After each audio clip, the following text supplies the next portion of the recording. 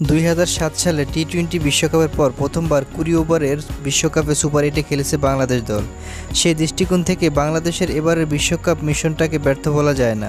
আবার সুপার ৮-এর নাজুক পারফরম্যান্স দেখলে বিশ্বকাপের দারুণ কেটেছে সেটাও বলা যায় না। এক কথায় ভালো-মন্দে মিশে কেটেছে বাংলাদেশ বিশ্বকাপ। এখন চলছে বাংলাদেশের বিশ্বকাপ মিশন নিয়ে কাটাছেঁড়া। সুপার ৮-এ খেলার মতো অর্জনের পরও কেন সমর্থকরা খুশি নন? কেনই বা আফগানিস্তানের বিপক্ষে ম্যাচের পর ক্ষমা চাইতে হলো অধিনায়ক নাজমুল হাসান শান্তকে? এই প্রশ্নের উত্তর খুব বেশি জটিল নয়।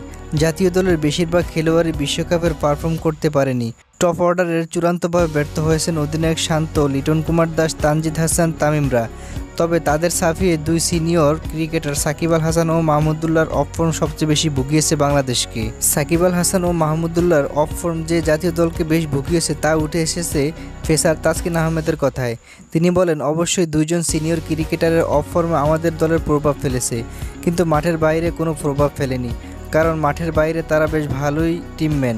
দলের মূল খেলোয়াড়রা অফ ফর্মে থাকলে সমস্যা হওয়াটাই স্বাভাবিক।